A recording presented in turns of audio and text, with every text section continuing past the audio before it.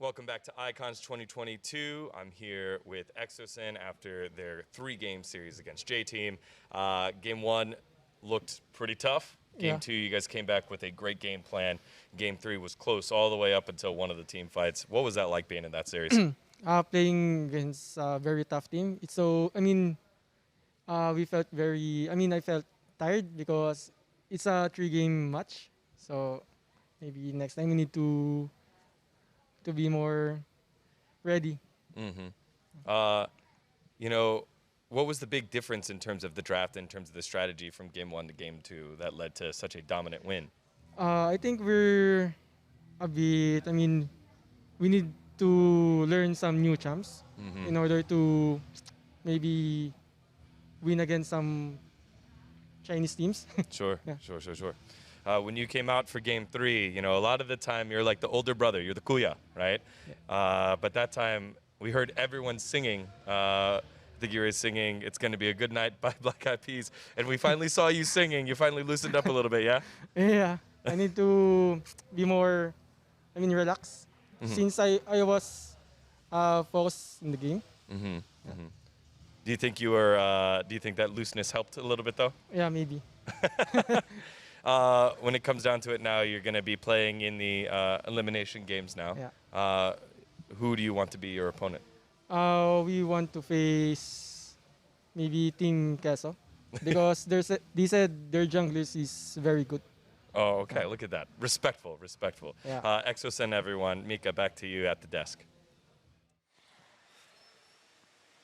Oh, did you hear that? Did you hear that, Hells? I mean, what can I say?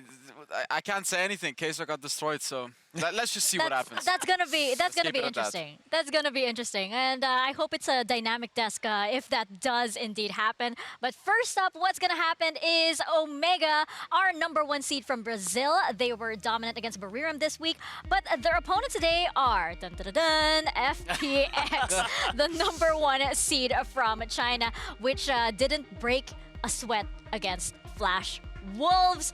Omo, you mentioned that these are two very strong fighting teams, but FPX kind of a different monster here. Yeah, I mean FPX is not much that we really need to say about this team. They are favored to come in as the best team in the world for a reason, and we saw that against the Flash Wolves as well. They played a calm, cool, collected, got to the late game team fights, and they really showed off their prowess there. But if you look at some parallels between the Omegha vs BRU series and the Flash Wolves FPX series, you start to see some similarities here. Both of these teams favor a kind of like high-back, re-engage team style when they approach the team fights, and that would add an interesting dynamic to today's games. And I especially love Omegha because they had the crazy drafts, right? Aomine on the ADCs, they had the crazy Lux Ashe stuff, they have the crazy things that come through. This is how you could win against FPX. Yeah, I love the low recall channel there as well. Talking about FPX, however, we have not seen anything from them yet. The games that FPX played up until now, no sweat, nothing, just easy games, and they didn't even take any risks. Like, if you actually look at their gold graphs as well, it shows what I'm talking about. It just goes up very, very steadily, no crazy bumps, nothing. Like, every single game, they just won steadily, nice and easy. Like here you can see it, right? Like up until 10 minutes, nothing really happened. And then, nice and easy. This was their first game against Flash Wolves. And if you look at the second game as well, only 500 gold. You see that? 500 gold, and then 70 minutes, boom, they win. So that's the thing with FPX. No bumps, no crazy stuff. It's just always within like 500 gold, 1k gold, or they'll just win the game. And FPX, no mistakes. It's almost perfect Wild Rift. Yeah, because they know exactly how to win. It's just that simple. It's like you don't need the snowball. You don't need all of these, weird playmaking stuff. It's like we're just going to win, plain and simple, and very, very clean. This is like, it's amazing because this is the least flashiest team that I've seen. but it's the cleanest team. But the as thing well. is, we can't really say that yet because it's true, definitely. We haven't seen anything, But yeah. We haven't seen anything. This is nothing for them. It just felt like they only played against a team that's like significantly worse than themselves. So they were like, let's just end, let's just finish this series. Let's not make any crazy plays. Let's not try to do some funny stuff. Just win the game and that's it. But I want to see a team push them. And Omegha, Yeah. I don't want to get hopes up, but I think they could do it. Maybe that's what we need to do, right? Maybe we need to not get our hopes up, and that's what happens. We can experiment. Let's try it. We Because can I feel like this is experiment I with- feel like this we one can is experiment with this. We can try to see what works. But you know what? You're absolutely right. There is something about the Brazil region Yes. that is definitely fascinating. There are these crazy calls. There are these, again, those unpredictable moments that I feel like no team can prepare for. Perhaps not even a WRL team if they do something crazy like which happens during the Brazil region qualifiers. And that's the thing. That's exactly what you need against the WR teams. You're never gonna just outplay them. That's not gonna happen. You gotta outdraft them, and you gotta have some crazy composition, make it work, and win the game. And if there's one, Team Flash was the one team we thought could outplay them. It didn't happen, obviously. But this is a team. I don't believe they can just outplay them, but they have to outsmart them, outdraft them, come up with some crazy tactics and apply them and win the game in a way that we don't see coming and that FPX won't see coming as well. Well, that's what we expected from RRQ, right? We said the Team Flash were going to outplay them. We said the RRQ were going to out-cheese them, out-draft them.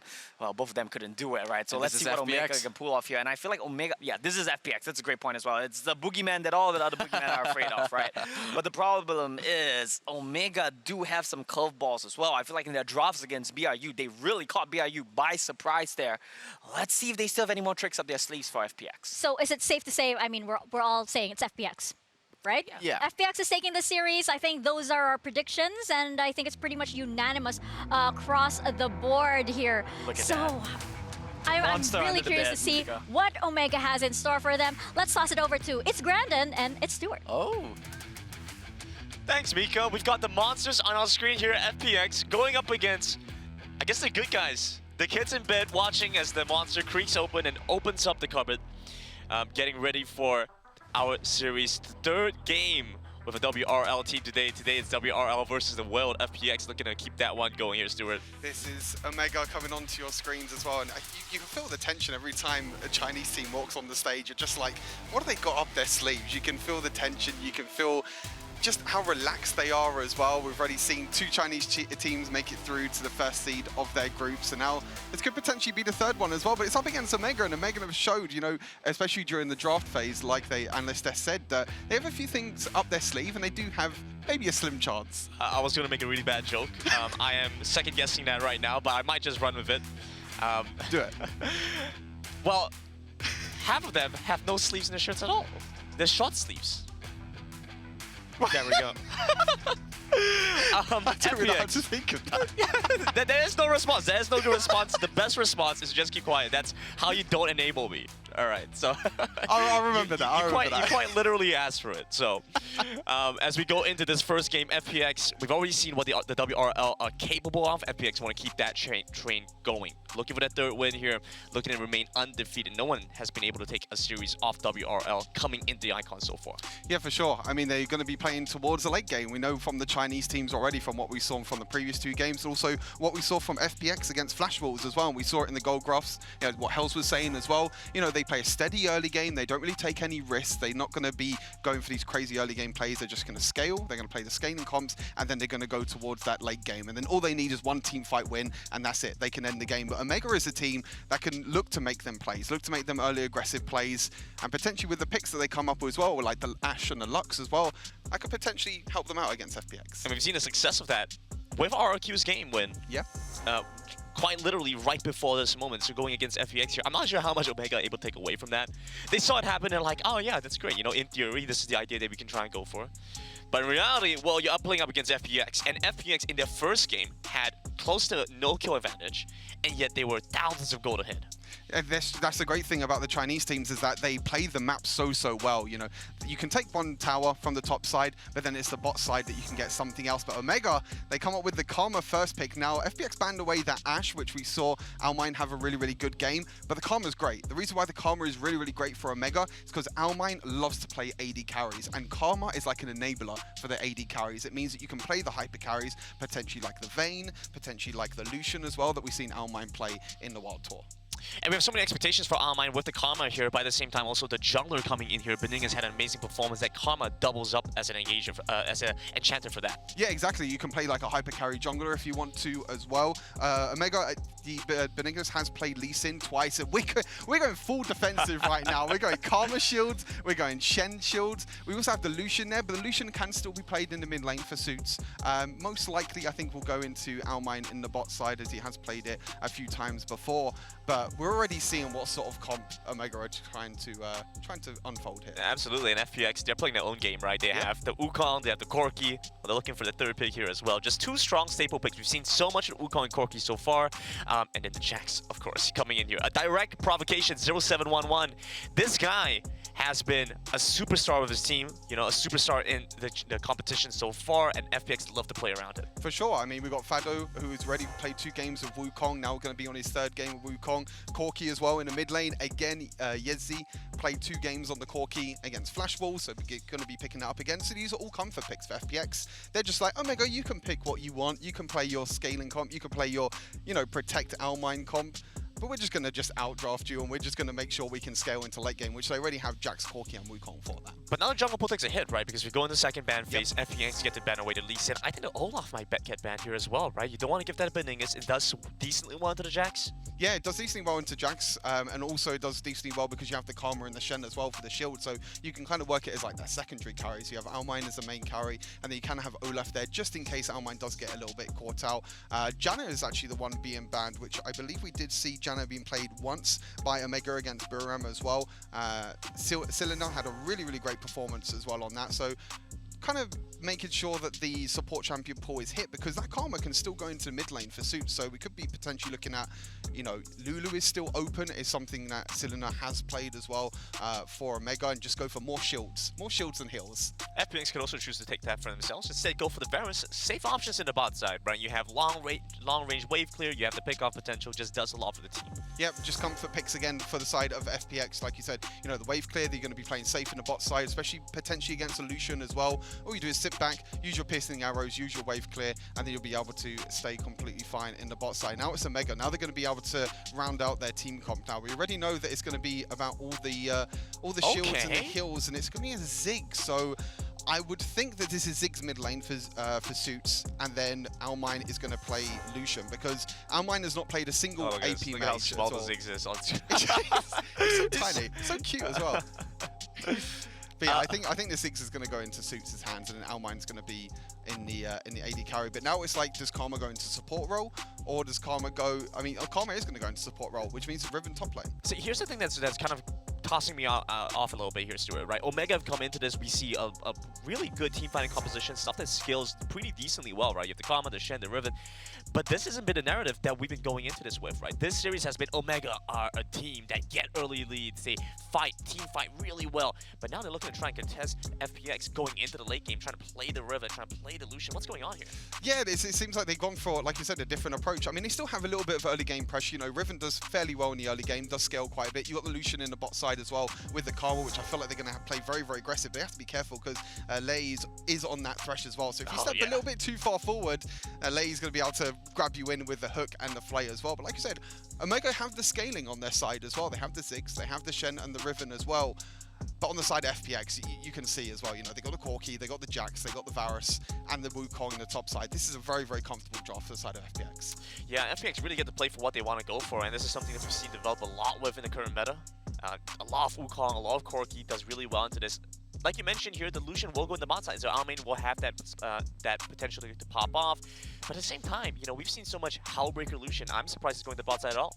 Yeah, we've seen it a few times. I think BDG as well has also played Lucian in the bot side before. We've seen it a few games, but mainly, like you said, we've seen like Howlbreaker mid lane Lucian with like Black Cleaver. But I'm expecting more aggressive Lucian build this game. And he better. Stormrazor, against FunPlus, he better. Yeah, exactly. You need to go for it against FunPlus. You need to put everything on the line here for Omegha. Obviously, Omegha is the only Western team to make it up into the upper brackets of the group stage as well. Brazil is a region that is... That's a good point. Yeah, Brazil is a region that has surprised a lot of people, I think, but they're coming in really, really strong. But now they're going up against the Chinese #1 seeds. We'll have to see how they do in this first game of the series. Absolutely. Lots of hopes placed onto Omegha, but FPX looking to keep the domination going as we go into game #1. FPX here with a very powerful late game scaling composition. Omegha want to try and look for that lead early. Fun fact, 0711 and Xiaoma are the only two people in the tournament, only two players in the tournament that have not died a single time yet. Oh. Interesting fact. Okay, so we'll have to see if that keeps going as well. Obviously, they haven't played as many games because they're in the group stage, but against Flash Wolves, they didn't die a single time. So now it's that time. We got to keep an eye on that. If 0711 is going to die at all in this competition, in this round, Fado's already in a spot of trouble. No flash forward from Huya. Fado was just playing really, really. He knew. I think he knew he wasn't gonna die by the ignite. So he was just like, I don't need to use my flash. I don't need to flash away. But already aggression by Huya, and Huya is a player that loves to play these tanks. Played Garen twice as well in the first stage against Buriram. He's played the Shen a lot of times as well in the Wild Tour. But what he does on these tanks, he plays aggressive. He doesn't care that he's playing the tanks. He likes to go forward, he likes to play aggressive, and we've seen that already, just in this first little exchange against Fado. He wants to go in, he wants to play aggressive, and Shen is a champion that still has quite a lot of decent early trades against Wukong. Being able to shut him down, do decently against Wukong is going to be a really big part of that, but I want to see Huya have impact as the game continues, right? Because him having a decent laning phase isn't what's going to win Omegha the game. It's going to be how well he's going to be able to match the rotations, how well he's going to be able to use his ultimate, and so many other factors that need to be seen here. But a good stuff for Omegha nonetheless, right? All that put aside, good start for Omegha. Yeah, it's a really, really good start for Huya up in this top side, and I think overall is, we're getting decent trades across the map for Omegha. But like you said, I think it's going to be a situation where Yetzi and Huya are both going to build Hullbreaker, and then we're just going to get a side lane situation. But Huya is always going to be able to stay on the side of the map wherever he wants to go, whether it's the top side or the bot side. As Lei's just going to land a hook. He's going to be Suits is going to be fine though. Just going to be sitting mids. This is something that Omegha have done before though. Ziggs in the mid lane. You still need that little bit of wave clear. FPX have the wave clear with the Varus and the Corki. And I feel like if the Ziggs didn't get picked up by Suits, then I think the wave clear for Omegha is a little bit. It basically is non-existent if you don't go for the Ziggs in a situation. So you can see already that Almine and Silena are playing aggressive toward his bot side because Lei is playing aggressive, but look at the members rotating down to the bot side for FPX. Yeah, and FPX just get to have such a safe lane here with Selma while waiting for the rest of the team to come to the bot side. Omegha really don't have an easy option. In the top side, it's time for Fado to get his revenge with first blood and a solo kill over Huya.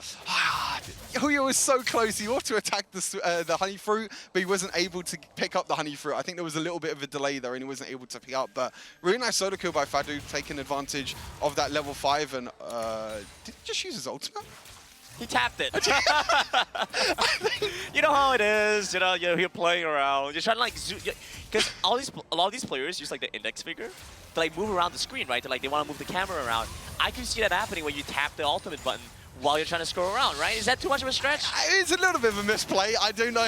I mean, I would hope that that doesn't really happen, but I guess little mistakes do happen, though. For Xiaoma, he's not going to have that ultimate available. It's already halfway onto cooldown, though, so it's fine. It'll be back up. Yeah, exactly. It'll be back up in time. He's not going to worry too much about it. I mean, to be fair, Omegha might not even realize that the ultimate's down, because I think it was completely out of vision. Yeah, it was completely out of vision, so maybe they won't realize that, but already in this top side, we're seeing a lot of exchanges by Fado and Huya, and it looks like 0711 is also going to be roaming up to this top side now, just putting more and more pressure towards Huya. I really like what they're doing here with 0711 going into the jungle, trying to deny away camps, take some golden EXP away.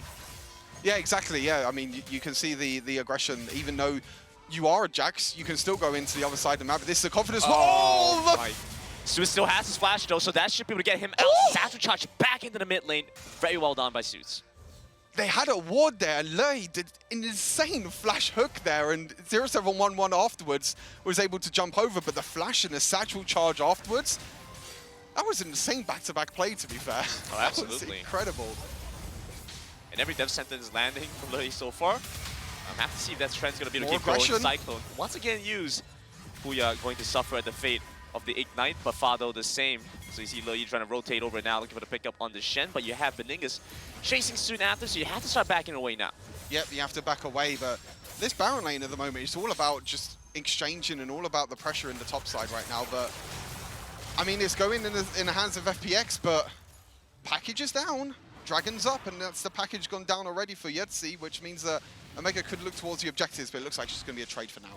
It's a calling for a package exchange, but Almin also had to use the exhaust to make it a winning trade. FPX moving over to the Rift Herald, not trying to make this one go over too easily, but I think will be able to pick this one up, though, with the support of the rest of his team. Oh, okay.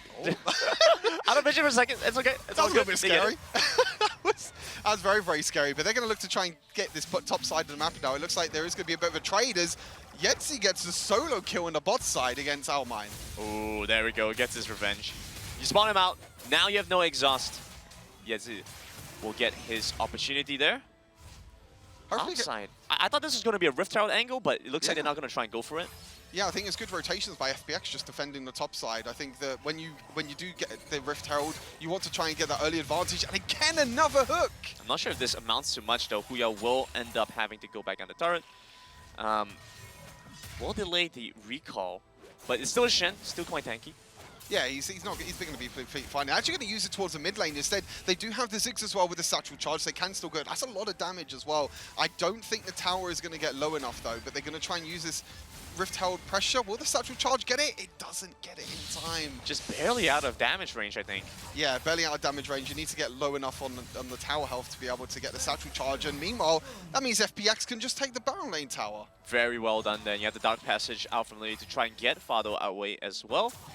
Just a very well done job by FPX. They're going to keep this one going. Pressure in the bot side, pressure in the top side, mid side. You just got to keep it even, you know. You got pulled so much attention away from Omegha. They're looking to take this turret down. There we go. Goes down eventually. That's still a decent trade, though, I feel like, for Omegha. Even though they don't get the first tower go, they still get a trade in terms of towers. I want to quickly mention about the lane assignments that Omegha are doing at the moment. They're putting Almine in the bot side. Now, obviously, this is not a hull breaker Almine. This is just a full crit Lucian, which means that he's going to be having a very, very difficult time. As I say that, Transcendent Embrace, looking to take down Lei, but the Death Sentence not going to connect, lands onto a minion instead. But the box will keep them away. Almine has no way into the fight. but yeah, FPX put Yetzi in the bot side as well, but Benignas, no, he's not going to go for it. He's just going to back off for now. But yeah, FPX and Yetzi, they were in the bot side. Yetzi has Hullbreaker, and when you're a Lucian, when you're Almine, if you don't have Hullbreaker, it's really hard to win that 1 versus 1. And obviously, Yetzi has already won 1 versus 1, but that kind of shows you the playstyle of what Omegha want. Omegha always try and funnel as much gold as possible into Almine, whether it's through the side lane, whether it's through the mid lane as well. They're keeping Ziggs in the mid lane for that wave clear. But the problem is that, like I said, Almine doesn't have Hullbreaker. So when you're Yetzi, when you have Hullbreaker, you can easily win that 1 versus 1 against Lucian. So lane assignments are a little bit scuffed, I would say, for the side of Omegha, because this is a different Lucian build to what we have seen. Right. But again, it's just funneling more gold into Almine's pocket. We get to see more from FPX here as they move over to the bot side, trying to pick up another turret. Omegha will take a little while to try and respond to this. You can see Almine by the side, just going to pick up the wave when they're done. It's going to be, well, we will see Almine do more damage in the team fights. Yep. But Yetzi will have more impact in the side lanes, and it's a big trade-off. But when you're up against the macro game that's coming through right now, you know, it's not as wild of a lead, 3,000 at about 8.5 minutes. It is still quite a substantial one, and it's continuing to grow despite not many kills coming across. Yeah, I think 3,000 gold at 8 minutes is quite a lot, to be fair, considering that FPX have the scaling in a normal comp. game. Yeah, in like a general with like set match matrix metrics, you know, it's a good amount to be ahead of. Exactly, yeah. I mean, I think because FPX have the scaling comp as well, they'll be completely fine. You know, they got a gold lead, they got scaling, they got the Jack scaling, the Corki scaling, the Varus scaling as well. Hasn't even completed the Manamune yet. It's not been fully stacked just yet. But I think Omegha, they want to try and go towards these team fights, which, to be fair, against a Chinese team is maybe not the best thing, but this is what we know from Omegha, is that they're really good during these team fights. They just want Almine to get a little bit of gold. And I think the problem is that Huya still doesn't have Hullbreaker. Yeah. So what we're going to get into a situation where Yetzi is just going to go into the side lane. He's not going to at the moment because he has the package, but when he doesn't have the package, he's going to look into a side lane and use a Hullbreaker. And there's no one really on Omegha's side that can really deal with that. Very close to a hook landing here from Lei, as we see FPX pick up the Rift Tunnel for themselves here. Yeah, there's not really much that they can do at the moment. This is kind of the problem with Omegha right now, is that the team fights and everything. And, oh, Benignas! Oh, he's going to get caught out. Is he going to make the miraculous escape? trying to move in onto the turret. Maybe get some damage on the way out. He picks up the kill for that one. But down the bot side, we still get some work done here by Huya. Now, this is probably one of the smallest gold leads we've seen so far, considering the last couple of games we've seen. Nova just played a game against Team Flash. We just saw the game from J-Team and RRQ. Both series had some insane gold leads for the WRL teams. But FPX now in a much smaller gold advantage. I mean, do you see a chance here for Omegha? I'll be totally honest, it's difficult. I think, like I mentioned already, I think FPX do have the scaling advantage as well. As you see, Yedzy's just playing really aggressive, but you can see the rotations around the map at the moment. You can see that even though Huya tries to dash in, but you can see already, you know, when the objectives come up, FPX are always there. They're always the first ones there. They're always secure the objectives, getting the vision control as well. And you can see Omegha, they're trying to look towards his top side of the map, trying to get the tower, but look, they're not even going to play aggressive enough. I feel like Omegha are really scared in this game. They're not trying to, they're not trying to make these crazy plays or something that we saw against them. They don't have the same pick potential of what we saw against them against Buriram. They don't have the Ashe, they don't have the Lux as well. They're trying to wait for the scaling for the side of, you know, the Shen, the Riven, and the Ziggs. But the problem is that when you're against a Chinese team, we've seen teams try and do that before, and it just doesn't work. It's not about the composition. It's purely by the fact that when you step into the Rift with a Chinese team, I mean, that just immediately says something, right? So, are you gonna a glass half empty kind of guy, Stuart? I would say so. You would say so? I would say so. Well. I have hope. I'll ask you, I'll put it this way. Give me the glass half full side. What does Omegha have to do to try and get a hit and try and possibly win this game? I think they have to try and look towards Almine. He hasn't got 2 items completed yet, but I think we have to try and look towards Almine and try and get as many shields and hills on him as possible. As they say that, Team 5 breaks out, FPX move in, we find the first kill onto the Karma. Selena will go down, mid-side continues to face a barrage by FPX to start to dive in further. 0711 is going to dive in deep, he goes into stasis with the Hourglass, but looking to go down, that's his first death coming through, and FPX might get the mid-side turn, but they have lost 0711 in the process. A little bit of an over-aggression there by 0711. Like you said, it's his first death. Unfortunate. We don't get a deathless 0711 this game. Oh, Fadu, though, he's going to find Beningless, but he's not going to go in. But I think it was just a distraction just so FPX can get a mid-lane towers. Fadu! That was a close one. That was a close one. I mean, you can see the goal lead already, though. We're about 8,000 goal lead now for FPX. We take a look back at the replay. Again, I think it's 0711 just trying to look for the over-aggression because they got the mid lane pressure, they have the pushing as well from the minions, they got the Rift Herald, and 0711's just like, yeah, I'm going to dive in, I don't really care, I have the stasis, and you can see that Omegha just have to back off because you can't really do that much against the Jax, which means that they basically get the mid lane tower for free. Omegha, they don't really get much else from this, they only get 1 kill, but they do lose the tower in exchange, and you can see at the moment that across the map, you can see that FPX have just got gold leads everywhere right now, especially in the mid lane in the jungle. I mean, take a look at that last fight. You know, Almine was over by the back, was still putting out some good damage. I think that's a big reason why the fight was so close to begin with, right? Yeah, exactly. Interesting enough, the Karma build is very interesting. I feel like, I mean, it looks like it's going to be a tank Karma build. I mean, he's got the, I can't remember the item's called. What's the tier 2 item that builds into like Dead Man's Plate? Something belt or something. Oh, Giant's Belt. Yeah, no, not Giant, something belt. I can't remember. I don't think it's Giant's Belt. Dead Man's Plate, it's like Giant's Belt and like Chainfest. Is it something else? No, I think it's something else. Are you looking for something? Oh, you mean? But that goes into like Force of Nature, right? That's the flight, like the flight pants or something. I think it was in Dead Man's Plate as well. Anyway, oh, yeah, it might be. Actually, I think I can't remember what the item's called though. But it's more of like a tank Karma build, which I would have liked to see like a more supportive Karma build. You know, maybe Ardent Sensor, Staff of Flowing Water as well, and try and get Almine a little bit more damage. With this build, it's just more to do with just trying to survive. You've got the Rod of Ages for the scaling and a little bit more damage as well. But the problem is that where, you know, your only real damage source at the moment is from Suits and from Almine. As Beningless, he's going in. Oh, the hook lands! Beautiful engage coming through from FPX. They've set up in position and will find their reward. The first kill coming through onto Selena once again. The ultimate tries to come in from Huya to try and save the life of Selena, but unfortunately, they're not going to be able to. And look at this, FPX, 14 minutes into the game. Omegha just can't do anything about it at all. You can see Suits trying to push the mid lane, but that's going to be a Baron. No vision here for Omegha, so FPX get to pick up the Baron. No contest available this time around.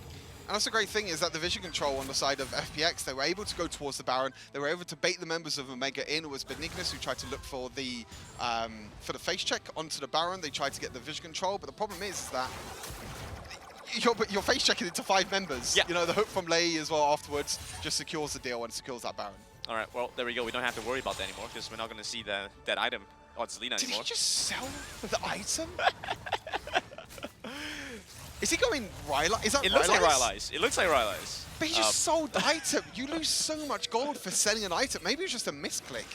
Maybe he didn't know the build himself. Maybe he was like, oh, I'm going to build this into Rylai's. Like, It wait a gives me second. move speed. I'm going to run really fast. But then he was like, wait a second. I don't need move speed. I need Rylai's. But Yeah, I need to slow them. I don't need to go faster. I need them to move slower.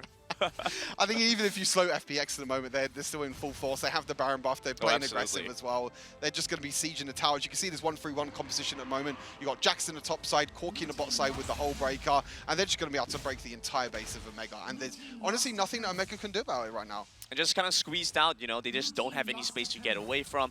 They constantly have to deal with the waves coming through. They're losing a lot of golden EXP through the jungle. Dragon has been up for a while now, but neither team really has any reason to go for it, right?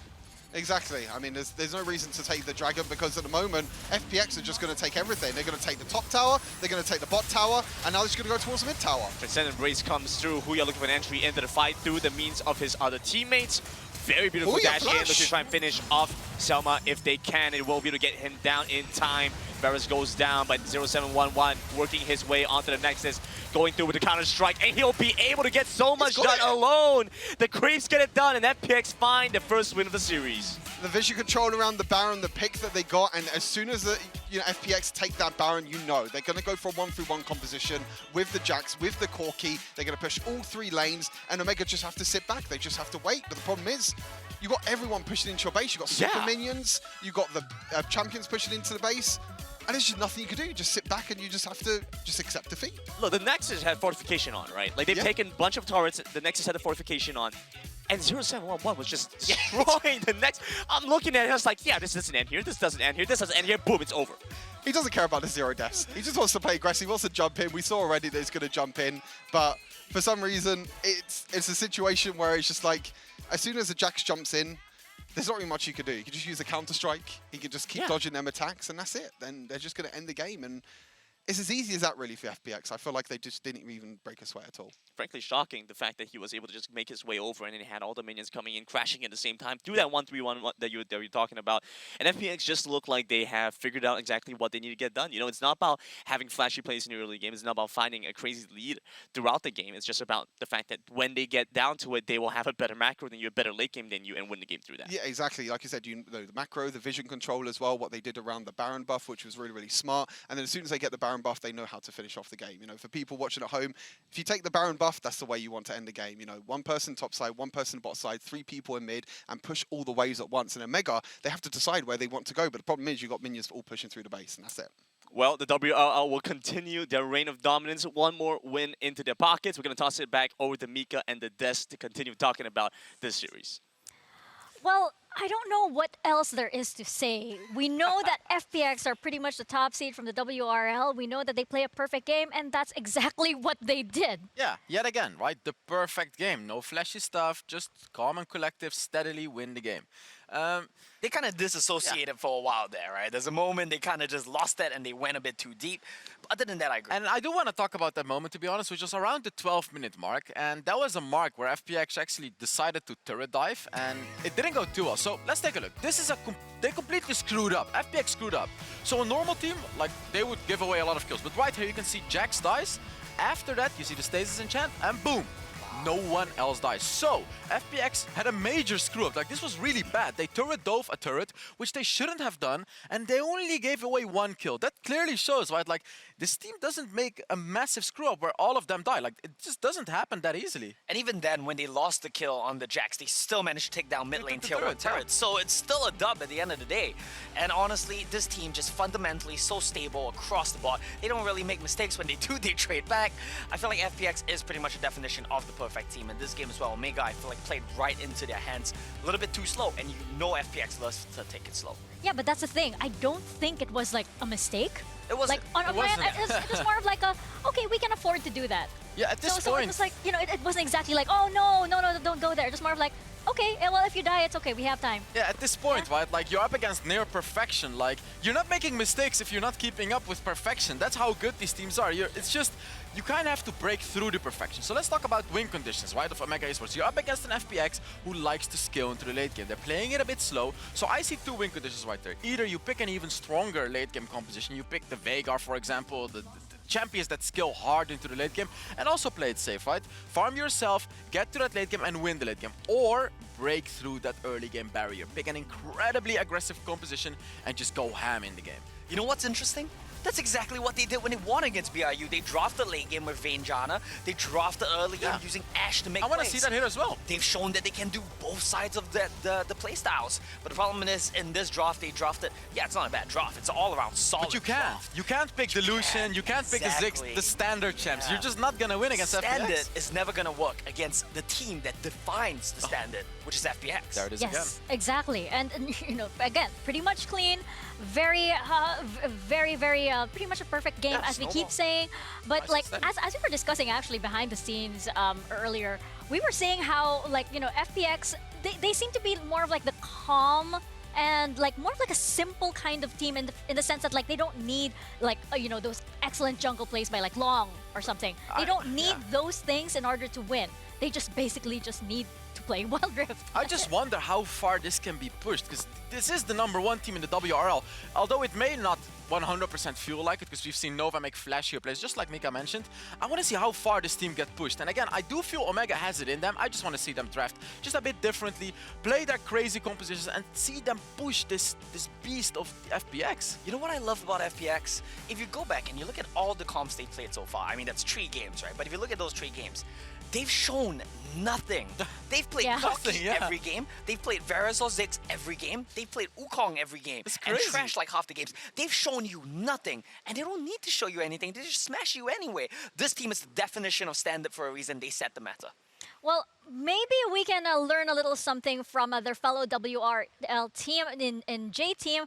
We have an interview with Pan coming up and Dagon. Let's see if there's some insight in here. Well, I'm here with the mid laner from J Team. It's Pan after their victory over RRQ. Shit. Thank you for the interview. I wanted to ask, that was a 3-game series against RRQ. How was it? 今天打的对阵 RRQ 这3场比赛感觉怎么样？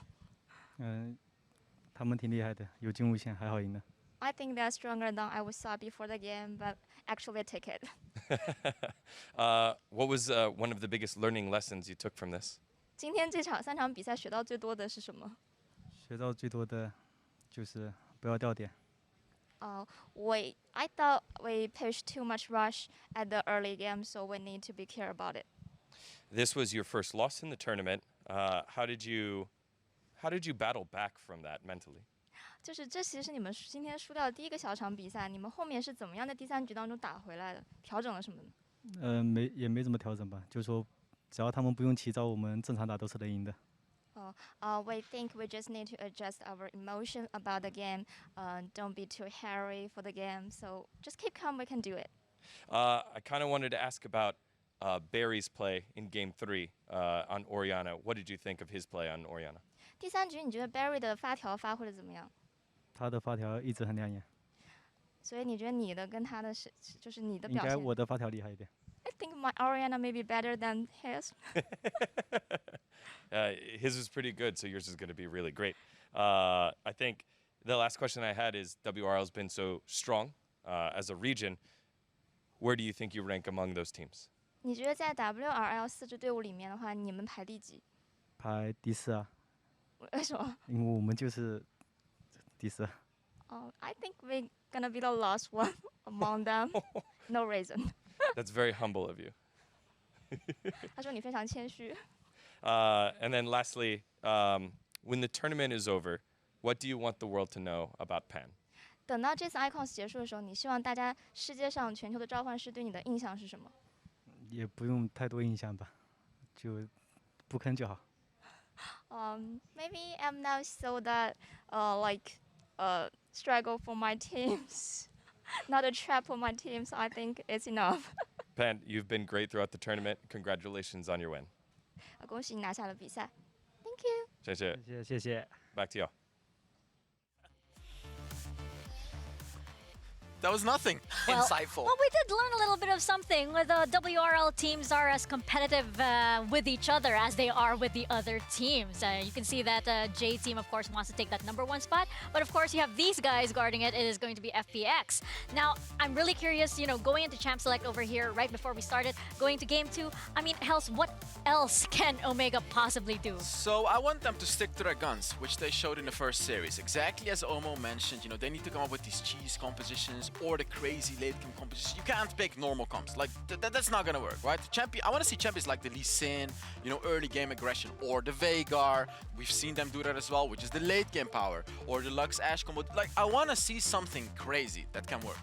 Yeah, I think they really need to go back to the BRU series, assess what won them the game. Yeah, you're fighting a different beast now. BRU and FPX, they're not the same caliber of team.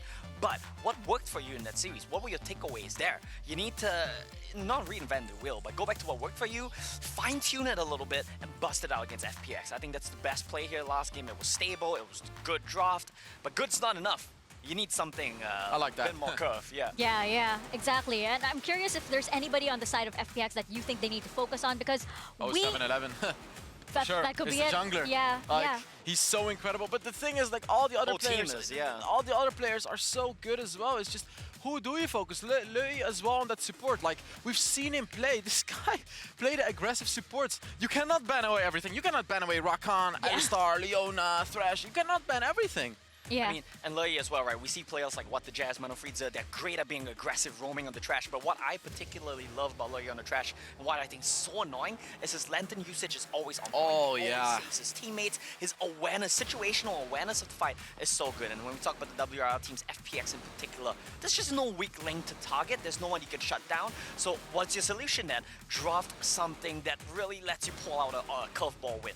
Yeah, and I want to see the Lux. I want to see this type of champions. We don't see any of the bans come through from FPX. They're not. It doesn't seem like they're afraid of anything. Omegha Esports, on the other hand, seems like they've done their homework. They've banned away some of the pocket picks of FPX, but are they really pocket picks if it's FPX? Ashe is nice though. Ah, there it is. There is the Ashe ban. So FPX knows this as well. Oh, yeah, that's a karma pick. But FPX does ban away that Ashe, which kind of cancels out the Ashe Lux composition. I love that ban from FPX. It's a respect ban. They know Omegha Esports can pull it off, so they ban it away. Yeah, and Karma's been played twice now. Just FPX saying, we can give that over to you, it doesn't matter. We get our stable picks, we get just, they're giving us nothing here. FPX, they just show us nothing. Just the most stable draft all around. One thing I want to raise a little bit here, it hasn't quite been touched on because Ziezi hasn't played the Singed yet, but domestically, he's 10-0 on Singed. Wow. So a huge respect ban there. Oh, wow. I just, like, as you mentioned, Omo, because they're not giving us anything, I really do wonder if there's anything that FPX, is there? There has to be another level to FPX. I wonder what kind of monster is hiding behind the door here that is the same thing. That's what we want to see, right? Something like this, something a bit odd, something that gives you the potential to just dive in, pick someone off. It's not the Ashe, but I think it's good enough. Definitely, like, Vike has some very, very good diving. She can also fight Lee Sin in that early game. Yeah. But what else are you going to follow it up with? Is it going to be the Galio? Are they still going to pick that Lux? Are they still going to pick some choose compositions? I think you all in on dive as well. Like, yeah, Garen is great as well. Very, very tanky, but you're still up against that Lee Sin from FPX. But this is good, right? Because they're reassessing what worked for them here. The Garen was a huge part of their win against BRU, but like we said, FPX is not BRU. You showed Garen immediately, they answer Fiora. Yeah, and that's a Fiora pick as well, which is the perfect counter to Garen and the Vi, because essentially as a Vi, you cannot engage on a Fiora. She's gonna riposte you and she's gonna ult you and you die. So FPX instantly knowing the answer to that. Also the answer to the Garen. Now Omegha Esports has to pick the range champion. I can just see FPX coach adjusting his glasses a little bit. It's like, you've fallen into my trap. Oh yeah. But L-Mine, however, he plays those ADCs. I want to see him on an ADC for sure this game, because Fiora does struggle against the range champions, and Omegha Esports does have the Karma, which is a great support for an ADC. So I want to see the Ezreal, I want to see the Drave, and I want to see the Tristan. Like, I want to see the big ADCs come through from Omegha right now. Even in the draft, it feels like FPX are still playing a perfect game. They are just prepared. Yeah. And it's because it's a battle between the coaches right now. It's also kind of intense to see them like looking around, and then, you know, like as Omo mentioned, you know, the coach adjusting the glasses and everything. It just felt like such a power move that time. And It's actually, I made it up. I made it up. I'm wow, sorry. I believed you, Omo. I trusted you. I trusted you. I'm sure he has adjusted his glasses at some point, okay? Okay, So, yeah, fair enough. But, you know, at least we can say FPX has shown us something new. At Something least else. Omegha has brought something new to the table. here, Fiora, right? Forced the Fiora pick, yeah. And still, but at the end of the day, FPX are going to go back to what works for them. Double poke, long range. Yeah. This is their bread and butter here. The Jace Cocky. Definitely. And now Omegha Esports, Veigar. Oh my god, this is Oh, the it's called Veigar PAD. moment. This is the Veigar moment that I want to see, because there are so many bruisers on the side of FPX, so many melee champions. Sure, Corkid can do fine against Veigar, but this is a Veigar angle to me. You can get to that late game, and Veigar can just absolutely... There's a Draven, I just mentioned it! Okay. That's also what is nice. Aomine finally picking the things that he's good at. It's either the Ezreal or the Draven, and this is it. Draven Karma. Push in the early game and absolutely destroy FPX in the early game and then win the game. There it Maybe is. snatch your trash here. Maybe that's the option. Snatch your trash and put Karma mid. I Put think Karma that would be mid. Nice too, yeah. Maybe Alistair, maybe trash, something aggressive. I think that's your win condition here. And Oh, I like this a lot. Yeah, let's see what they lock in though. This final pick is gonna really tell you what they want to do. There is the Veigar Oh, too! you Hey, I called read it. them like a book! I read them like a book this time. They got the early game with Draven and they got a Veigar as well. I mean, Okay. I gotta take credits for this one. This is exactly what I wanted to see, but let's see if they can actually make it Having work. both Veigar and Draven at the same time, that raises some question marks for me. Because Draven, you need to support him in the early stages. Veigar cannot do that. He's a slow champion. Veigar will carry the late game though, against If you that get there, composition yeah. of If you FPX. get there. And how do you get there? That's with the Draven. Yeah. That is the plan, right? Like, that is the plan. In theory, right? In theory, that does work. But I definitely see 0711 go super aggressive onto that Draven with the Lee Sin. Well, do we have another 2-0? Well, we're not sure, potentially, but it seems like Omegha is poking and prodding here to see what else FPX has in store. In the meantime, let's go over to game 2. Back to it's Grandin and it's Stewart. See, Mika, I think I have an issue with that. FPX literally don't want to tell us what they have in store. They are trying to keep things as closed box, so you are looking in an opaque black box right now. That is FPX. This FPX label is slapped on the front. Nothing to be gathered from this, Stuart. Yeah, exactly. They're not going to show any of their crazy picks. I think they're going to keep that for the knockout stage. They're going to keep that probably when they play against each other, like, you know, all the Chinese teams, the WRL teams. That's where these crazy picks are going to be coming out from. But yeah, this is standard for the side of FPX. And on the other side, you have Omegha, who are quite literally like an open box right now. They pulled out the Veigar Draven. Like, this is wild. It is crazy, but I'm not too sure if I like it, though, to be honest with you, Grandin. I mean, you have the early aggression from the Draven. Hell said it as well on the desk. You know, this is Almine's pick. This is an AD carry pick that Almine has played in the Wild Tour before as well. He did play it in the finals against Vivo Keeds. But then you have, like, you have scaling in terms of Veigar in the mid lane, but then you have the aggression in the bot side as well with Draven. So I feel like it's very, very split. And Punished right away. Shoots double summoners burnt in the mid lane. FPX start off game number 2 strong. Now, I know you guys hear Stuart's voice. It's very cheering. He sounds really happy all the time. You know, giving us analysis. But when he saw the Veigar Draven, you had to see it to believe it. You know, Stuart was looking and it's like, yeah, nah, this ain't itchy. It's not it. I would have liked maybe the Karma mid and maybe another Enchanter support and really go for this, you know, full Almine combo. Look at this. Omegha are the ones that actually decided to lane swap. Which was interesting because one of the big points we saw from last game was Huya with the aggression against Fato. Yeah, exactly. That was the big point. You know, especially with Huya on the Garen now. Sorry, you would have thought they would like to play super aggressive. This is a pick that he played against Burial when he went for the 1 versus 3 crazy outplays, crazy aggression, and we saw in the last game as well with that Shen versus Wukong matchup. Huya was the one that was playing aggressive, but now in this 1 versus 2 situation.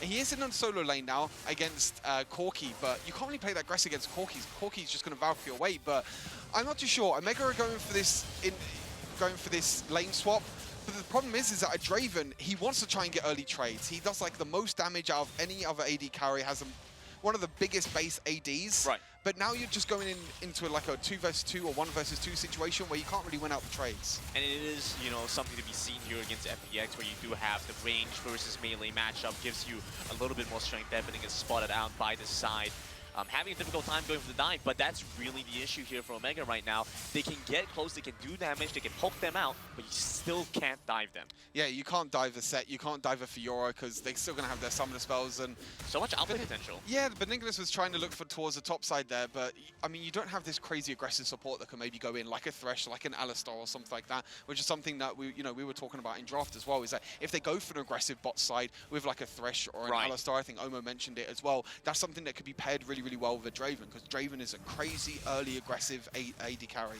He wants to get an early advantages, you want to get the early stacks, and you want to get as much gold as possible when it comes to the team fights. And something I was hoping for was that with Suits coming in here with the Veigar, maybe the Event Horizon was supposed to give them some crowd control, but honestly, you know, it's not the most reliable spell to use if you're looking to engage a fight, for example. Exactly, there's not really any other, I mean, you have the Vi for engage, if you want to, you can go for the Vi engage, and then on top of that, the Event Horizon as well.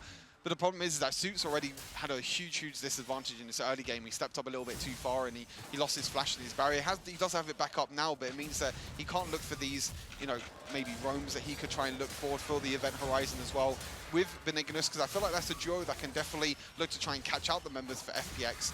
But for now, nothing too crazy is happening. We are getting into a stable state, but look at this. Hiding out in the brush, Benignis flashes away. You just quickly see Huya moving over as well, but FPX quickly chase them out of their own jump. And now it's FPX, the ones that are playing aggressive. They're going in for the invades, but Benignis is going in. But of course, the fight, they move in to get the silence off, and First Blood goes over to Omegha as they force FPX out. Yeah, the Event Horizon, we mentioned it. They're getting catch out onto Fado, and Suits actually picks up the First Blood here for Omegha, so that's more stacks towards the Veigar. You got the scaling as well from the Veigar, which Hells mentioned during the Analyst test as well, is that if you maybe pick something with a little bit more scaling that can help you in the mid and late game, this is maybe a window where FPX might struggle against, but you still have this Draven. You still have the stacks building up from this Draven. We need to try and see a kill or something on this Draven. But make no mistake here, as we look at Omegha going through the series, they are still the first seed out from Brazil, and they are looking to play. Whether that's going to be against FunPlus Phoenix, the first seed out of the WRL, it doesn't matter. They're looking at playing. They've come in here, Almine looking to try and be that hyper carry for his team, and we saw them pick up First Blood against FPX, bring the gold gap very close back to even. Spotting out FPX, you can see 0711 looking for an opportunity there, but spotted out by the ward. Yeah, spotted out by the ward, but it means that FPX are going to be able to take this bot tower. The tower platings have gone down. It means they can look here. They got the Demolish as well in the bot side, and they're just going to get the first tower. Event Horizon will pose a problem for them, though, having difficulty getting out of that for now. FPX has to back away, but it's still fine first tower in that time. Now, sir, when you said nothing wild happened, Omegha picked up First Blood. I think the Brazilian fans really want to hear you say that a couple more times. There's hope. There's hope. I wanna believe in the Western teams. We'll do a counter. We'll do a counter. Nothing wild happens. All right. Whenever Stuart says it, we'll see what happens. All right. I don't want to say it. I don't want to say it too much. I feel like I'm going to jinx them. I've already cast the cursed EU and NA. I've already done that way too many times. No, I don't want to curse another Western team. I've cursed too many Western teams before. I feel like I'm getting a bit of a reputation here as well, but Benignis staying nearby, looking to get into the Rift Herald pit, but it's going to be difficult. Look at FPX zoning them away so effectively. Lay goes down first though, but Rift Herald goes over to FPX in that time. Yeah, but again, it's Omegha the ones that are getting the kills, but this is what we love about FPX. This is why FPX are considered one of the best teams, because they don't need the kills. They don't need to find picks or anything like that. They can just play the map so much better. They go into the bot side, they take the first tower of the game, and now Draven's getting caught. You saw the exhaust come through. Yes, very close to a kill onto Almine, but Almine with the exhaust will keep him alive and away. Now they go into the mid lane. Selena goes down. This is what happens when you leave the Karma left alone. Still looking for another kill. Fado stuck in the Event Horizon. He cannot get away. Suits with the barrier will make the difference. 0711 spots out Huya and Benignis off by the jungle. The Rift Herald charges, but Dragon over to Omegha and a couple more kills mid. Suits is doing really well with these Event Horizons because it's FPX the ones that are looking to go for the exchanges, going for the engages, going for the aggressive plays that we're not really used to seeing from FPX. But the Event Horizon, the defensive points of the Event Horizon coming up means that these bruisers, these melee champions can't dive onto Suits, and he's already 3-0 at the moment, 5,800 gold, the most gold in the entire game at the moment, and could be a win condition for Omegha here. So you're very quickly getting run down. You see what happens to Draven now, reaching a strong point, especially with Selena's Karma boosting him up.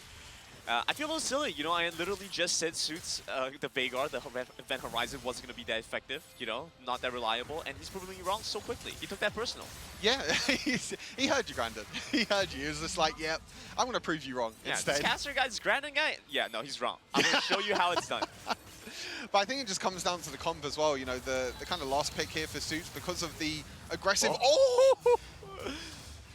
I tell you what, nearly 100-0. I tell you what, another couple of minutes afterwards, and that would have been a complete one-shot by Suits. And you can see already. 7 minutes in right now. Yeah, exactly. And it's just going to get more and more damage. You know, Veigar's going to get more and more stacks. There's going to be more and more pressure coming in from Suits as well. Already has a Luden's Echo and the Archangel Staff completed as well. So the Archangel Staff is going to be stacking up. It's going to be looking towards more towards the late game. He's going to get the shield as well, because I think the only way that FPX can really get onto Suits is by trying to jump onto him and trying to play aggressive. But if he has that shield, he should be completely fine. This could be another kill. Spotted out once again. Lee in a bad position is going to get caught out. The Redemption Redemption coming down, but he walks out just in the nick of time. Survives this time around, though. Yeah, he does survive, but I tell you what, FPX, they're making a few aggressive plays, and this is something we spoke about a little bit in the previous game as well. That FPX were making these over-aggressive plays, maybe getting a little bit too overconfident against a brilliant Zillion first seed. You know, we saw the tower dies, the Analyst death broke down between the games before with 0711, and also during, into the Nexus as well. And again, they're just going for more aggressive plays. I mean, Fado just dropped turret aggros. Might want to move back onto Huya. Gets a vital proc, but they won't be able to get a kill. Suits running over once again, the Veigar. Phosphorus bomb. We'll see the rocket pop the Baron out from Huya. He's just there for the wave clear, but Almine, Almine really needs to get a kill. I'm curious how many stacks this Draven has. Yeah, I'm very, very curious how many stacks this Draven has. Probably about, I would say about maybe 150, 200 at this point, which is a lot of gold. And if Draven does die, that means that he's going to be losing half of them stacks. But you can see 0-0-1 at the moment. As soon as Almine gets one kill, that's it. That's a lot of gold in the back pocket for Almine. Yeah, running away with the game. Omegha, they have win conditions in the late game. It is going to be Almine, and so how are you going to get there? You're going to have to get him this early kill. Oh, just one. He's not a greedy guy, you know. Sure, he just wants the one kill. That's all he needs. He just needs the one kill. I mean, Suits has 3 at the moment. If one of them went over to Almine, he would have cashed in. He would have been completely fine. But now he's in a situation where it's just like... He'd be 2 items right now. It could be more than 2 items, to be fair. But I think with the objectives coming up as well, it's going to be the second Rift Herald coming up. It looks like Omegha are the ones that want to try and get this vision control. And we saw in the previous game that FPX were always the first one at these objectives, getting the vision control. But now it's Omegha, the ones that are looking to play aggressive, because they have a little bit of the early game, an early game comp with this Draven and Vi. Not just control of the Rift Herald, but also control in the mid lane. So FPX start to walk over, but they isolate over by the sides. There was in 1-1. Look how Almine, he's by himself. And Lei goes in, pulls him in. Facebook used as well. The redemption coming down. Lei once again. Almine get a kill! Down, no! Giving the kill over to Selena. Almine still does not get his first. FPX trying to force Omegha away. The Rift Herald resets now. FPX get back on it. Lei was so low. I was waiting for Almine to get into auto attack range. I don't think he got into range, but even though the kill does go over to Omegha, they're too low on health, and that means the Rift Herald does eventually go over to FPX, and now they're going to look to put pressure towards his top side. Won't have to use it. They just picked up the turret by themselves. Dragon also coming up quite soon. Omegha, I mean, they were in the gold lead for a while now, but it's a very small deficit they're now facing. They can still win these fights. Yeah, they can still... They have the scaling as well. They have the scaling for this... This Veigar's going to be stacking up and up and up. As we take a look back at this replay, I was really worried about Almine because it got into a situation where Bedinglis went in, but look at Almine on the side. He was all by himself. It was a really nice flash over the wall. Both Suits and Almine flashed over the wall, which means the event horizon is there to stun. And look how low Lei is. It's just one more auto attack from Almine and he would have been able to get the kill. But the problem is with so much poke that FPX have with the Corki, with the Jace as well, it means that they're too low and they can't contest with Rift Herald. So they win the team fight, they trade 1 for 0, but again, it's the objectives that go over to the side of FPX. They get onto the Dragon, but FPX, they have them covered on every single angle, so they just have to walk in, spot them out in the pit. 0711 nearby, trying to get in, try to steal it away, will not be able to get it done, but over by the back, they get the pick off, coming the showstopper, pull them back in. Still looking for something more. 0711 goes down first. FPX once again losing a member, losing the fight, and this time losing the Dragon. They lost the objective, they lost the fight, and Fado's still going in! This is a little bit extreme. Fado really trying to find something back for his team, looking to trade back anything here. The tower's still there! Picks up some additional help with the honey fruit. Won't be able to get more though. Someone give Almine a kill, please. Someone give Almine a kill. He probably has so many. He's probably talking to his team right now. Just get me a kill. Get me a kill. That's all I need is one kill. Just one kill, man. That's all we need. This always happens. I think there was a situation in WREC as well, and I think a Draven had like 300 stacks. Okay. 300, 400 stacks when we was. I think it was actually me and Hells that was casting that game. It was a Draven with 300 stacks, and then he died. He lost half the stacks. You just think you've been farming up that long. You could have got that much gold, and all you need is one kill to get the cash in, the money in the bank, and he dies. And I feel like this is the exact same situation with Almine now. Again, we're not too sure how many stacks he does have, but it's going to be up there. It's going to be up there in the 200, 300s very, very soon, because every single time Draven kills a minion, every single time Draven does pick up an axe, he's going to get more and more stacks towards his passive. Yep, getting closer and closer towards a very strong point, honestly. Lei once again going to be the one to get caught out here by Omegha. Those nearby this time around though, so very difficult for Omegha to push the advantage there. They are trying to get picks though. I think Benignus on this Vi has played very, very aggressive with his ultimates. Every time he sees a champion, he looks to go in. And this is what we want from Omegha. You know, with the Ashe play and the Lux play that they did before, it was all about taking picks against Buriram. It was about catching them off guard. And this is what I feel like Benignus is doing in this game as well. They're trying to get picks. They're trying to get members of FPX caught off guard where they're isolated by themselves. But there's just not enough damage yet for the side of Omegha. I think they need to wait for this Veigar to scale up a little bit more. Nearly has the Death Cap completed as well. Once you get to that point, you know, the AP scaling that you have just kind of shoots through the roof, and Suits is going to be so comfortable in these positions. So FPX recognize that. They are playing much more aggressively this game, right? First game, we saw them take things much more slowly, playing for that late game. They knew they had a scaling advantage this time around. Not so straightforward. Yeah, again, I think it's a little bit maybe of I hate to say overconfidence, but maybe a little bit of over-aggression on the side of FPX, maybe disrespecting Omegha a little bit as well. Disrespect? Yeah. Come on, guys. I mean, you can see the goal lead as well. This is not this crazy goal lead that we've seen from these Chinese teams. It's not like the 5, 10,000 goal. I think at this point it was like a 10,000 goal lead on the side of FPX. But this time it's a lot closer. We're only looking at about a 1,000 goal lead on the side of FPX, which means that Omegha is still in this game, which is something that we don't really see too much against the Chinese teams. Absolutely, right? It's been very difficult to hold your own 14 minutes into any game against the WRL team. And Omegha actually doing a very good job of keeping it even, you know? Keeping FPX honest, not giving them these easy fights. You know, FPX, they haven't been punished in a lot of the trades they've been having so far, and now against Omegha, definitely something to watch out for.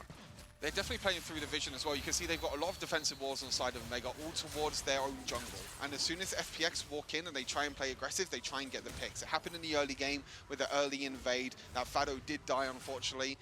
And it's happened over and over again. You can see that Omegha, you know, they got 5 kills. They only got 1 death at the moment, which is over to the side of Silina.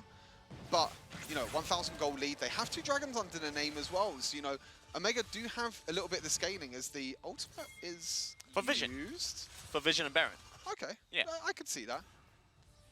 Maybe not the full use that I would have liked to see from a Draven ulti. Maybe I'd like to kill from it instead. Still hunting for that first kill. He's still looking for the first kill. I mean, you can see how much gold he has already. I tell you what, if he gets 1 kill, he's going to get like 2,300 gold, just like that. That's the crazy thing about Draven, but... And Omegha, no, like, they don't have to go for the Baron right now. They get the Elder Infernal. Like, Oh, that they're is gonna a win catch him condition. out. They want to get a catch on the set, quickly deleting him. FPX, a man down again. And that's the pick potential for Omegha with this composition. They've played it before with the Ashe and the Lux. Now it's the Vi and the Veigar, and they can use the Event Horizon to zone out the members of FPX, and now they're going to look towards the next Dragon, which is up in 25 seconds. Exactly. They know what they need right now. It's that Elder Infernal with the 2 dragons they already have. So easy to play from once they have the Infernal Drake. Yeah, but unfortunately, the Infernal Drake is still like 15 seconds, 10 seconds away now. It is the Elder Dragon as well, and it looks like Lei is going to be dead for another 8 seconds. So Omegha, they need to try and look for the vision control now. They need to go towards this Dragon. They need to try and get the vision control and try and catch members of FPS off guard. This is exactly what they've done. They use the Vi ultimate, they use the Event Horizon to get picks, and now they're going to look for the same thing again. But this is very, very tense grind, and all it takes is one more team fight, and that's it. The Elder Dragon will go down. You can feel it right now. FPX know if they give away the Elder Drake, they lose this game potentially, and so they have to run back over. The package was picked up. Selma's going to go back to base, quickly reset, come back in. He has the package for mobility, but he don't have the package for the fight. I think he just used the package in base as well. They Because I think know. it just expired. Fado wasn't there. Fado went to the top side. They saw him. They started the other Drake. They're going to start up, but they're just going to back off. They don't want to risk anything because they know that all it comes down to is one more team fight. One more team fight win for both of these teams, and that means the Elder Dragon's taken. Especially the Elder Infernal Dragon. That basically means game because of how much stats it gives the team. Elder Infernal and Baron both up to the victors of the next fight potentially. So you have to be very careful. The game This is so intense. They could get a pick though. They're Once looking for Lee again. Lee has to flash away, but he managed to pull it in. But Ning is so deep under enemy territory. You see FPX nearby, but they don't have the means to hold him in place. Huya over by the side. He has that flash, so he gets it back off once Yezi shows up. But Fado, he's still in the mid lane. No Karma ulti, no Draven ulti, and no Vi ulti. These are 3 big ultimates now that are down for Omegha, and that means that FPX can look to go forward. They still have a few ultimates itself, including that set ulti. Suits needs to get work done. He's over by the side right now. They need his damage, they need his crown control. The rest do not have anything left. It's nothing that really that Omegha can do right now, but FPX, they're not going to do it. They're not going to do the Elder. And instead, Omegha are going to try and get their mid lane pressure. You can see the Baron lane as well. There's a lot of minions going down. There's a lot of gold that's being lost, a lot of experience being lost. But Omegha, they're just going to try and get the mid lane tower instead, but they need to be careful. This map is completely split right now. And then FPX have no way in. The mid side is start again. honestly gone entirely over to Omegha. Dragon once again has started ulti up. again. They have vision here going in for this. Granted, this is so intense right now. All it takes is just one engage, one team fight, and both of these teams can win it. But you can see how patient both these teams are playing. They don't want to take that risk. Already mid-wave. Yeah, already Omegha tried to get that pick onto Lei, but he was able to flash away. But now the Karma ultimate, the Draven, and the Vi ultimates back up. Everyone has their ultimate up. Mostly everyone has their summoner spells up as well. The only summoner spells that are down is Huya's flash and also Lei's flash. Everything else is back up. It all just comes down to this Elder Dragon, but no teams around it at the moment. They're just looking to farm up. Once again, we see that Draven ultimate used for vision around the Baron. You can start to see now an issue that's starting to arise. Both sides have spent so long on the Dragon. No vision around Baron at all. There's no vision at all around Baron, but both these teams are so focused towards this Elder Dragon. Baron's just sitting there at the moment. He's just chilling. He's just like, is anyone going to come and kill me? Omegha saying, there's no way you finish this. There's no way you do this. Not while Yetz is up in the top side. He's going to work on the turret instead.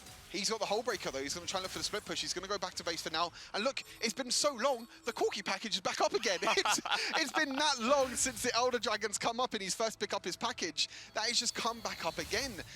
And it's just a complete stalemate at the moment, I feel like, Grandin. It's just both these teams are just waiting and waiting for the right moment to go in, but both these teams not looking to take the risk. But now it's Omegha. They've got the vision control around this Elder Dragon.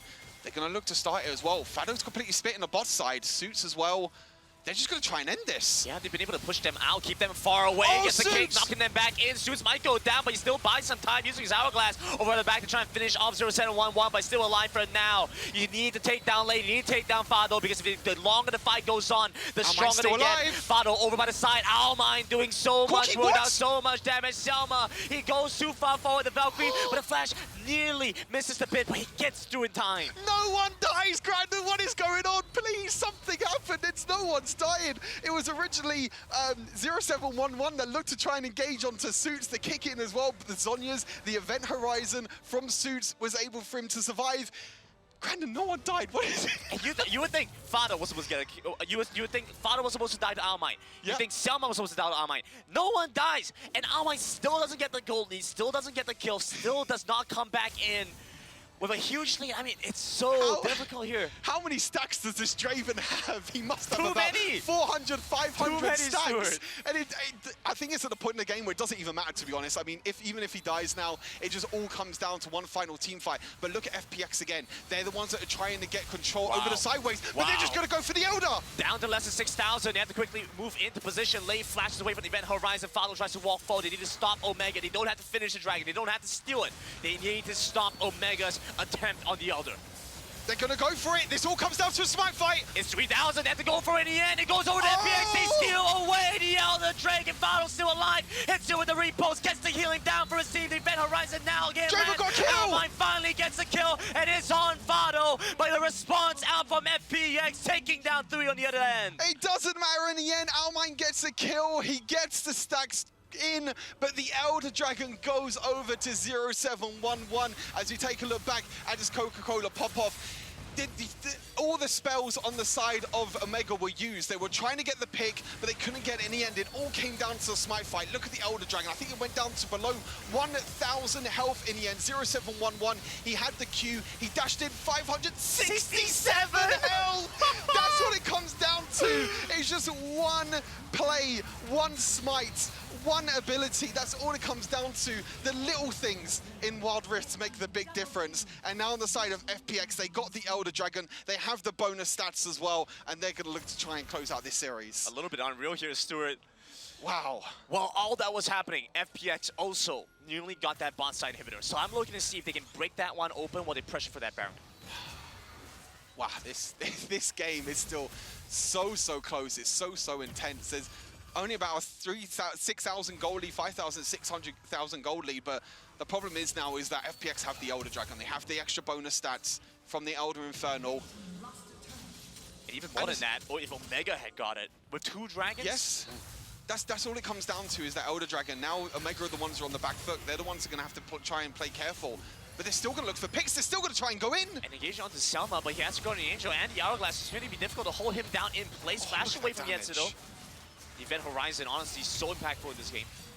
And Xiaoma now on this Corki. Hasn't gone for the whole breaker this game. This Corki build is more of an aggressive damage build, you know, with the Essence Reaver, Solari Charge Blade, and Infinity Edge, and it showed in that last fight as well. He did the most damage in the entire fight, which means that this Corki, more aggression, more damage. He is squishier, but it means that he can carry these team fights, and that's exactly what he's done. But Zeus is reaching a point where he's pretty squishy himself, right? He has a lot of damage, but he doesn't have a lot of survivability. FPX were nearly able to take him down off a couple of spells off just Yensa and Selma. You can see that Omegha are just using everything to make sure that FPX do not take this Elder Dragon. Now, Scuttle Crab's actually pretty huge. You might not think it, but that's a pretty huge Scuttle Crab. That means that they'll be able to know if FPX start this Baron. It means you don't have to use Draven ult for vision. You can try and get a kill instead. I mean, to be honest, he did get a kill. He did get a little bit of gold, but it's the point in the game where pretty much everyone has full builds, except for the supports. Everyone has all their items. Everyone has at least 4 items. You can see the gold lead. This gold lead has been back and forth for this entire game. But as soon as the Elder drops, you can see the gold lead is steadily going towards FPX hands, because now Omegha, they have to play on the back foot because they know now that they might not be able to win the team fights. Quite literally explodes in the other direction. I mean, Fado is just going to do Fiora things in the side lane. I mean, very close to taking that turret for his team as well. And so he knows he just has to pressure Huya, get his wave in, get onto that inhibitor, take it for his team. Yep, he's going to take the inhibitor. He might even try and look to finish the game. Omegha, they have to decide what to do. This is impressive. I mean, Omegha, they have to try and respond to this, so they're going to have to start backing away. So the Baron started up here by FPX. But on the other side, Benigga is looking for the opportunity to try and steal this one away. Give space to Fado. Yeah, exactly. That's exactly what they need to do. They need to just wait for Fado to keep split pushing the bot side. You can see Stillness down here as well. They're going to try and catch up Fado, but that means that FPX are going to try and take the Baron. Going to try and take down Fado using 2 members off by the bottom side. Selena has tried to flash away now. They're looking to go onto the Fiora. He starts moving to deal with these guys 2-on-1. You cannot take him down. The only limit is his own mana pool. And this is exactly what FPX do. They get everything. Baron goes over to FPX, now looking for 1 kill, looking for 2 kills, looking for 3 kills on the carries of Omegha. Beningus and Suits down. In our mind, you can only buy so much time stuck. Golden and FPX take down multiple members with another kill on Selena. Fado in the base for so long, buys time for Steve to come in, and FPX, the first seed of the WRL, will keep the dominance of WRL going. Another Chinese team makes it through as the first seed from the group stage, but big props to Omegha in this game. Omegha did so well to just stop FPX from trying to accelerate the lead that they wanted to try and get. They got the picks, they got a team comp that looked really good against FPX, but all it came down to was the Elder Dragon. That Elder Dragon in the end, 67 HP Grandin. That's all it came down to, and then after that, Fado just split pushing the bot side. They played the map so well. They were like, okay, you need to come to Fado, you need to stop him from ending the game, but we're also going to do the Baron at the same time, and that's the map play that we love from FPX. And frankly, there is no doubting how strong FPX are right now and how strong the WRL are right now, but I want to give some props with Omegha because they managed to make that game a lot closer than we had initially expected. The fact that they were able to stall for 19 minutes up until that Baron, that Elder Dragon flip frankly, an impressive play from Omegha. And they got the kills as well. You know, there were 5 kills to 1. They even had goal leads at points of the game as well. And coming into, you know, the Icons Omegha coming in as the Brazil first seed as well. They were the ones that were 3-1 down against Vivo Keed in that final of the Wild Tour, and they came back to come through as the first seed. They've already taken down SEA Burium before. They do lose to FPX, which is #1 seed from China, but they took it all the way. That was about a 28-minute game.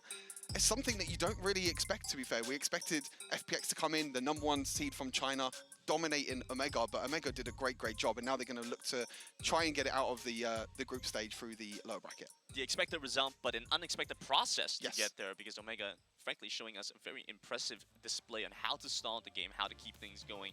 And we're looking forward to see what else we have in store from Omegha, you know, coming through from Brazil. We knew that they were going to be strong team fighters, and we definitely saw that happen. And how did they evolve from here? You know, we already saw the Veigar Draven. What happens next? What is the next crazy thing they're going to show us? We've seen a lot of things from Omegha already, you know, Ash Lux, we've seen the Vayne as well with the Janna, we've seen the Veigar Draven as well. There's a lot of picks that Omegha have up their sleeve, and that's what I love about the Brazilian region. There's so many things that they can pick, there's so many things that they have that they've been practicing during scrims. It wasn't enough to take down FPX, but I have a lot of confidence in them that they can take down either Burium or Flash Wolves. All right, so Mika, guys, come on. WRL 3-0 on the day. What's gonna happen here? Because I feel like we have one more match going in, and well, I feel a little worried. Is this just a 4-0 day for WRL? I think we all pretty much know what's going to happen, actually. I think we all kind of Does know no one have any, how does this no one have any goes. different doubts? Bye, Any different thoughts, Grandin. please? Come on, give me some hope All here. right, bye. We'll see you later. We'll Grandin. see you later, okay? All right. I think you've been wanting to do that. You've been wanting to do Been that. waiting But for that one. it is 3-4-3 for the WRL team so far, and Hells, this game in particular was very frustrating for so many reasons. Oh, it was so frustrating because like the draft was perfect from Omegha. You know, this is exactly what they had to do. Pick the Draven early game aggression, pick the Veigar late game. There was one thing that I was missing in my opinion, however, which is putting an aggressive support with the Draven, because unfortunately Omegha Esports wasn't able to get a kill on that Draven throughout the entire early game, and I believe Draven had like 320 stacks 16 minutes into the game. That's not a good thing. I mean, you want to secure those stacks, right? Yeah, definitely. I mean, the Draven stacks was a big problem this game. There were several other issues as well. But overall, the draft, it was everything we wanted. I loved it, Right? yeah. It gave Omegha a chance to attack the game. It gave them scaling. It was really everything they needed that we felt they were lacking in the first set. But FPX, at the end of the day, I mean, they're just the miracle workers, aren't they? They are, and again, this is frustrating for Omegha because they played a very good game. They were, they were basically playing towards what you mentioned, House, about they're playing towards their draft, they're playing towards their identity. But what are you gonna do when FPX just basically just needs one fight to win? They did great. It was like, I don't know if I should say unlucky, but that one Elder Dragon where they kind of flipped it and lost it to a Lee Sin smite, it should have gone the way of Omegha. It's fair to say that. Honestly, it was so unfortunate as well because there was a Veigar cage stopping the Lee Sin from entering. So technically, it wasn't even a 50-50 because Lee Sin by right shouldn't be able to get in the pit. Yeah, I'm not sure what it was exactly. The stun duration ended at the right time, or just he was in the right place. I don't know, but he just smited it perfectly. Yeah, again, the cage should have stopped that. That was my concern, right? It's like I felt like he could never steal that because of the cage, but he makes it happen. Just too correct, I guess. Yeah, just way too good. 7-11, man. They did have a chance for that a little bit earlier, though. Do you think they should? Do you think that they should have just went for it at that moment? So the thing when you're up against a team like FPX, it's so scary. I just feel like Omegha didn't know what to do with that lead that they had. They just didn't know how to close out the game. Because no, you shouldn't 50-50 an Elder Dragon. No, you shouldn't. Just keep going. Veigar is stacking up. Veigar had like between 150 and 200 stacks throughout that late game. Because during the 16-minute mark, I got the numbers. Veigar had 154 stacks, which is a lot of stacks, Omo. I mean, every time Veigar got a kill, you were cheering. Oh every kill because I know, I'm a Veigar enjoyer myself. That was just phenomenal Veigar play throughout the early game. Suits did such a good job. Every time you get a kill or an assist, you get 5 stacks, which is huge. He was able to easily accelerate his lead, get to the late game, but then unfortunately, Omegha Esports just wasn't able to execute in the late game because during those team fights, FPX somehow, someway were always able to use Stasis and Chant against the ultimate of Veigar. it seemed to me like FPX always had flash for the cage, always had stasis at the right time, and it feels like it's just so hard to make them bleed in teamfight situations where I feel like they should be getting wiped. This is the moment. See, they always have flash. They just get away with like losing one kill, losing one player, losing one stasis, and this setup, it doesn't even look like a 50-50, right? Because of the cage, because of the ability of the Vi to just stop the Lee from coming into the pit. There's the cage. Stops him as well, mid-jump, by the way. He smited it, he smited it, look. He was stunned Boom! and he See that? smited it, and just miracles happen for FPX here. Yeah, it appears to be the case, and you know we keep repeating it this way because it's pretty much exactly what it is here in the Rift, right? But on the side of Omegha, you know, I like what you mentioned about them not knowing what to do with their lead because like this is it. Yeah, this is when That was this is the moment. the Elder That was the Dragon. moment. We knew at that point if Omegha was able to secure it that they would win. But if not, of course that FPX had this, and that, well, of course we know what happened. But when you mentioned that Omegha doesn't know what to do with the lead that they have, I felt that too. It's like they were pretty confident going into early and mid, and then towards the late game, suddenly they started second guessing themselves. You saw them hesitate so many times when they would see FPX come around, and I just feel like, you know, this seems to be a recurring theme for the WRL teams. I mean, it's two things, right? One, you've never played a team like a WRL team. You're fighting a completely different beast than what you're used to fighting domestically, regionally. It's a whole different ball game. And to their credit, FPX dons them around objectives, dons them around the map so very well too. Pointed out to you guys that every outer tier 2 turret except the mid lane tier 2 was gone by the time Elder was started. Omegha were winning, but they just could not convert because of how well FPX I mean, them. the fact that FPX was just able to still, like, if you look at his gold graph, it's still, crazy. it looks like they still just won the game. But if you actually watch the game, it felt like Omegha was It felt like it was dominating FPX. That's what it felt like. But when you look at this, reality kicks in. They were not dominating. They were doing fine. But then FPX, like, look at the damage graph as well. Corki dealt so much damage. Just FPX won yet again. They just won. I mean, I want to go back to the point that you raised as well, Hells. Not having an engaged support here actually really did end up hurting Omegha. Because if you think about it, you want to be decisive, you want to force a fight with the lead that you have. What tools do you have to do that? Vi. That's your only tool to start a fight. Other than that, everything else relies on FPX walking into you. And FPX comp, to their credit, lets them never walk into you. The poke from the Cocky, the poke from the Jace, Fiora to side lane. FPX made use of that very well. Once the Elder was gone, they just side lane you to death. And you know FPX is not gonna step up to a Draven. You know FPX is never gonna give a Draven a free kill. Unless, of course, you dive them super hard. That's the thing that I would have loved to see from Omegha only. Either Vi just doing crazy dives on the lane for Draven, or them picking aggressive support. You can't have this attitude against FPX where you want them to make a mistake to then secure a kill on Draven. That's just not gonna happen. And look at them, they're feeling good as well. And Yeah, finally emotion, there we go. Finally emotion, yeah. I think this is one of the situations where the player is just chilling and then the manager's like, can you celebrate a bit for the camera? And then he's like, yay, Yay! all right. We did it! We did it! Because of course we know that these teams are gunning for that championship. They're gunning for the trophy. They're gunning for the trophy, and I feel like they won't be satisfied. They won't celebrate until they're actually there. That's their mentality going into this. But I'm really curious. Omo, do you think FPX was challenged during game 2? Do you think that was challenged, or was it that case of, are you winning, but are you really winning? Let me put this in the best way. I think I can. The draft put FPX in a very uncomfortable situation, but they adapted the best way possible to win the game.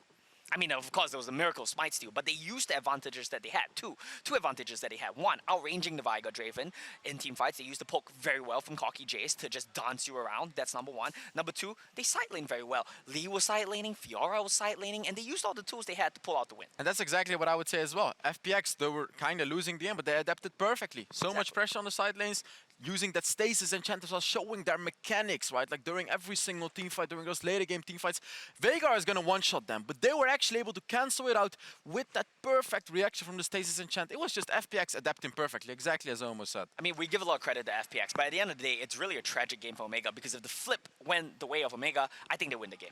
It was a really close game. It was very close. It did feel very close. I know the graphs may not say the same, but it did feel very close, and it feels like Omegha was onto something there, but so far, so good. FunPlus Phoenix, still very much a perfect team here at Icons. But coming up next, it is going to be our last match of the day. It is Korea taking on China this time. Rollster Y versus JD Gaming. Icons 2022 continues in just a minute.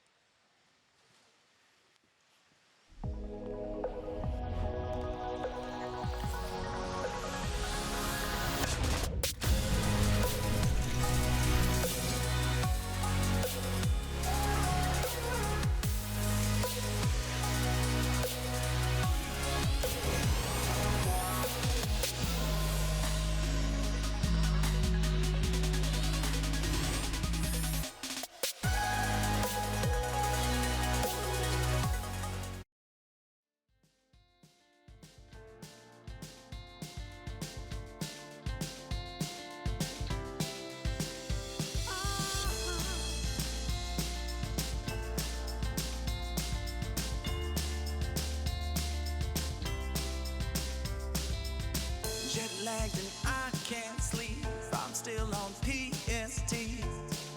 My head's up in the clouds. Almost feels like a dream. Blue waves of ecstasy.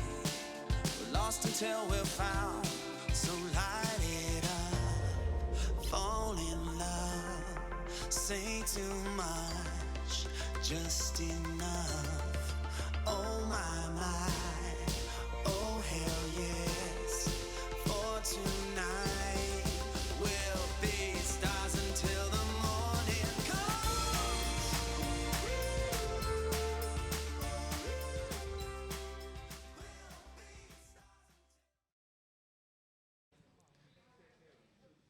Hello, everyone, and welcome back to Icons 2022. There we go. Welcome back to Icons. I'm joined by a victorious FPX member, 0711. Ni hao. Congratulations on the win. 首先恭喜你们拿下了比赛的胜利。 I wanted to ask, Game 1 looked so comfortable, like every other game that you've had, but Game 2 was very different. What was playing in that series like? 你们第一局的时候赢得非常舒服，就像你们之前的每一场比赛一样。但是第二局的时候有一些困难。第二局发生了什么？对你来说，第二局是什么样的感受？就第二局对面掏出了他们的黑科技，针对我们的脆皮阵容嘛。我们阵容就是只要探视野就死，就是根本没有操作空间，只能通过兵线拉扯来去跟对面玩。In the second round, they have